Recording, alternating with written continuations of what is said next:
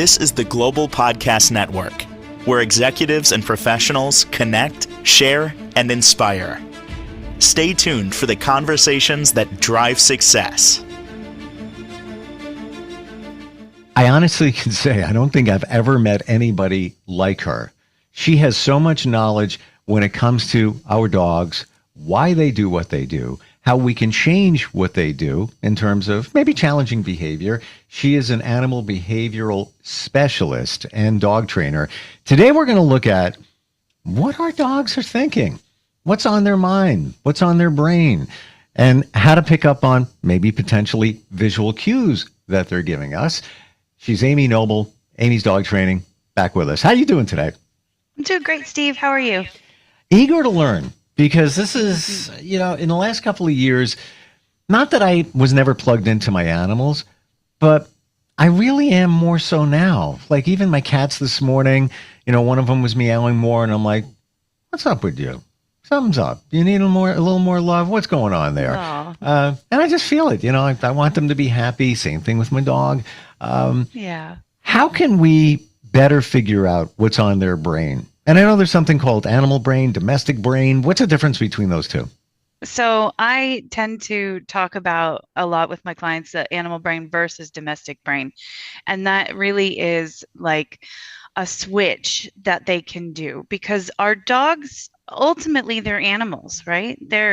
We've talked a lot about how they can communicate with us and how they have evolved to live with us. And we almost, we personify them, we anthropomorphize them. So we put human conditions on them a lot because we live with them so much. So because they're one-on-one with us, we tend to relate to them as if they were our children, and which we've kind of talked about a little bit before. But they're animals, and they still have that switch where they can switch into animal brain, and that's what I call it. I guess people have called it lizard brain in humans.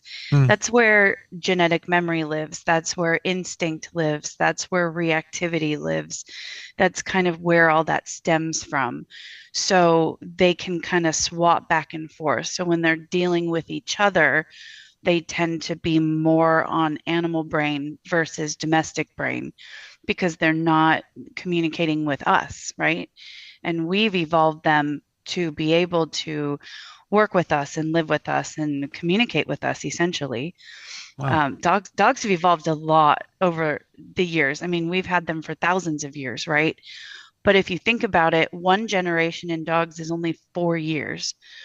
So or 4 to 5 years. And for humans, one generation is 20 years. So we're seeing multiple generations in just one of ours. And of course, last time we talked about how short they live, and they can have, I feel like they don't need to learn as much, so they can come back and enjoy us over and over. Sure. But the thing about working with them is figuring out how to pinpoint those moments that they do swap over, especially when it comes to reactivity. So generally speaking, what I do is teach my humans how to pinpoint those moments, and then we recondition the brain to respond a different way. So essentially, I'm teaching them to rewire the brain to work more on domestic side versus the animal side. So we just kind of tap in and get them to think a little bit more. Do you think it's impactful for us to better learn when they've switched on animal brain as opposed to switching on domestic brain? Absolutely. I tend to teach a lot of that, watching them and seeing where they switch and seeing what point they get to. And, there's a lot of like verbiage, like when they get to over their threshold and all of this. And when they get up to that point, that's when they can swap over. Or if they're giving you signs, if you're pushing a dog and it starts to grumble and growl and you push it further, it gives you signs. And then when it snaps or it has that reaction, it's like, well, I'm going to have to leave it up to my instincts to deal with this because my communication wasn't working over here. So now I have to go into this side. and just react like an animal. Wow. I'm trying to think of that to the point. And what do? We relate to our dog. So I'm thinking about my dog, and if I'm playing with him and he's like, "Rah, rah, rah," and he's just Mhm. being a tough guy, he loves Mhm. doing that. But I could see where if you keep pushing it, that, and he never has ever done anything. But I could Yeah. imagine if you really keep pushing them, that, there might be a friendly little chomp, but it also came from the animal brain side, just Mhm. because they got pushed to a certain point where I don't think I'm safe anymore. And Yeah. something happens. Right. Hmm. Wow. Yeah, and dogs have evolved to live with us. And like I mentioned, we've had them for thousands of years, and every 4 or 5 years is a new generation. We've noticed, especially over the last 30 years in dog science and studying, that they've actually developed a second set of eyebrows so that they can more better relate to us. So they have more expressions. They're cuter. They have those puppy dog eyes. They can, shift and change and give you different looks. And you're like, oh, he's hungry, or oh, he really loves me. So you start to see those emotions. And dogs have actually developed the ability to smile. So a long time, 30, 40 years ago, we didn't see dogs with that extra wrinkle in the corner of their mouth when they would pant. But now they can look at you and they actually smile, but they learned that from us. I don't even have words for this. But it answers a lot. And I'm going to have to look at my dog closer, but I actually saw what I think is another eyebrows. It's Yeah. the weirdest. Yeah, I'm seeing it, and I always wondered, are they really smiling? I mean, we'd like to think they are, but Mhm. you're saying that they are. They've done studies on the shape of dogs' faces. Now, obviously, this stems from passive, like, I don't want to say natural selection, but human selection. When people get dogs, they look for a certain Hmm. look. There's a something that grabs them, and if we're breeding dogs, then they tend to put those looks together. Not That's not your primary goal when you're breeding. If you're breeding, legit responsibly, the goal is to better the breed. However, we do passively and subconsciously choose animals that will relate to us and that will have those interactions with us. And that's just basic psychology. Wow. Well, I think it also goes back to, why are babies cute? Oh, yeah. Why are they so cute? Well, if they weren't, after they keep you up at night and spit up They on you wouldn't and all, survive. they would survive. They'd be like, get this out of here. I don't want to deal with this Yeah, anymore. But, exactly. but they're cute. So you're like, Yeah, oh, well, I'll put up with that. It's all good. yeah. Fascinating And what we're learning here today. and I don't know if I had said this before, but speaking of babies and dogs, I may have mentioned this, but they've also done a study where they've hooked up your brain, the human brain, to a mother with her child, and the same firings happened when she interacted with her human baby as it did when she interacted with her dog. So we have the same firings, the same connections as we do with our pets. So Hmm. So they're wild animals and, born and bred in packs. What are some of the traits of a dog and the pack mentality around us? We might not even pick up on it, but that is part of the pack. Any certain behaviors that you could point out that we could see? a lot of it is who's in charge. That's the biggest one, because everybody has a place at the table, is what I like to explain. There was a lot of talk about like alpha theory 10, 20 years ago, and then they've wanted to get away from alpha theory for whatever reason. But there's something to say about dogs. They have a hierarchy system. They are not all equal. They do have different spots. Everybody is a different confidence level, a different social level. So you're going to have more shy dogs, you're going to have more confident dogs. So, you know, that's the number one thing, is how they relate to us, just where they place themselves in the family group. So one way of describing that is, if you have a family and you've got a dog, there's always somebody who's like, the dog listens to so and so more than they listen to me, or they listen to me and they don't listen to her, or they don't listen to him. And there's different levels of listening and paying attention and responding to each person depending on how that dog sees that person. And when we Hmm. first get our dogs, they figure us out those first few days. So if you think about when you had your puppy or when you got him, even if you adopted a dog, whenever you get your new dog, those first few days, you will notice them laying there and staring at you.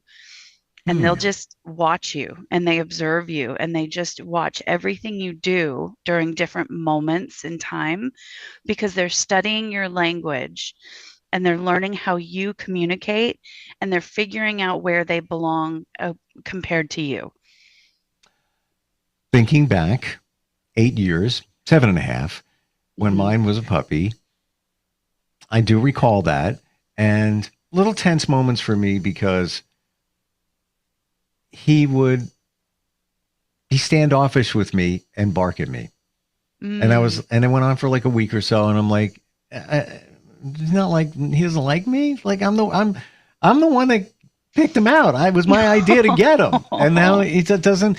So I got down on all fours, and I just got at his level and kind of, I don't want to say in his face, but at face to face.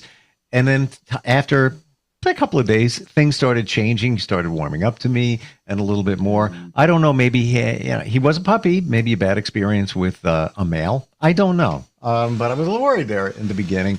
And he does that now. Like when somebody comes over, he'll be he'll bark at me, looking at them, and I almost have to tell him, quiet down, get company over here. But it's almost as if he's trying to tell me something, but I don't know what it is. I don't know if it doesn't seem like he's threatened. I don't know if he's trying to tell me there's an intruder. I haven't figured that one out, but it seems pretty regular when he does that. Yeah, it sounds like he's probably just a little bit shy and doesn't know how to meet new people. And I want to bring up a point. I know you mentioned when he was a puppy, he may have had a bad experience. A lot of people jump to that right away. Hmm. They think, "Oh, the dog doesn't like such and such." I promise you, I really want to get this out to everybody. I promise you, there are not a ton of tall men wearing hats beating puppies all over the place out there.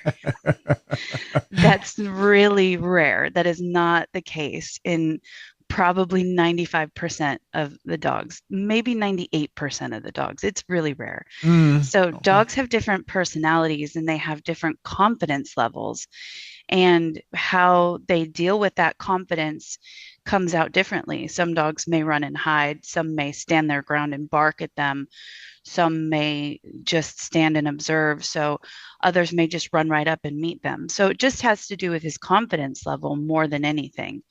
Hmm. So Well, why do you think he was, barking at me, but not the others in our home, whether it's the little kids or whatever? What do you think? I mean, you're never going to know the exact answer, but what do you think it yeah, could be? a lot of the times it's just basically how dogs relate to men versus women and Okay. adults versus children. So more shy dogs will tend to bark more at men just because men carry themselves differently. They tend to carry themselves a little bit more not so emotional, right? You're very logical. You're very like, hey, what's going on? Where women are like, oh my God, I love your dog. Right? Now that's very like genderist, right? Now there's different realms in both genders Okay. and also non-genders. So it but when that's the case, when there's like man and wife, a lot of the time the dog will react to men more than women. Hmm. Or usually you're taller, you have a deeper voice, you don't have the soft voice that women have. So they're responding to all of those different cues, right? When we try to harness the power of the animal brain, the domestic brain, any other things you can tell us that might help us, understand them, maybe change behavior, things like that.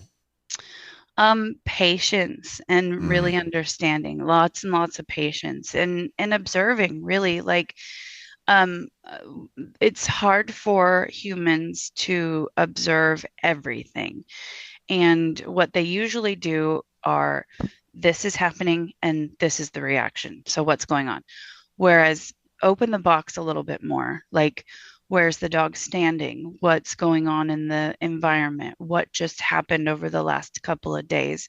There's a lot to take in. There's lots of, I've said this so many times, but context matters, so being really patient with them, really understanding of, hey, I'll use my foster dog as an example. She bounced around to 7 different foster homes in 2 weeks. So of course she didn't want to come out of her crate when she got in there and she felt safe. So, and that was fine. And I didn't stress about it, because if I would stress about it, then it would stress her out, and I didn't want to stress her out. I wanted her to just know that it was okay. You're fine. You can hang out in there all you want. I don't mind cleaning it. I don't mind taking care of you in there. When you're ready, you'll come out. And she did. And eventually she learned how to be a dog and go outside. And, when I first got her, she was only eating hot dogs. And the person that dragged her out to me, I had to pick her up because she was about to run out in 6 lanes of traffic. But when I got her, the woman handed me 2 packs of hot dogs and said, here's her food. This is all she'll eat. And I handed it back and I said, she's not going to eat that in my house. You can keep it. Cool. But then again, when I was a kid, all I ate, no joke, hot dogs, bologna, milk, and anything Hostess. That was it. That's all I ate. I was a very, very picky kid. I only started eating chicken when I was like 30. Not kidding. I'll eat anything now except seafood, and dog food. Yeah. Patience seems like it's a big one, and we don't have patience, but I'm going to also think that dogs don't have patience either, because as I understand it, they live in the moment. They don't know, well, I'll get you something to eat in a second. No, need it now. I'm sitting here. I'm waiting. It's got to be now. Is that kind of the truth? Yes, definitely. There is a way to teach them patience, and ultimately it's just teaching them to settle.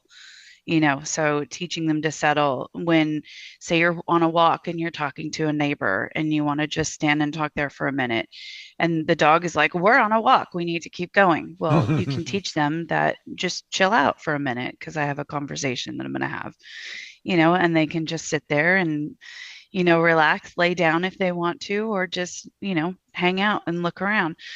Without pulling on the leash, right? So I do a lot of that with my clients, but again, in the house as well, teaching them to settle when you're watching TV or on the computer or doing something, having them lay and settle with you so they learn when to settle, so that they're not like, now.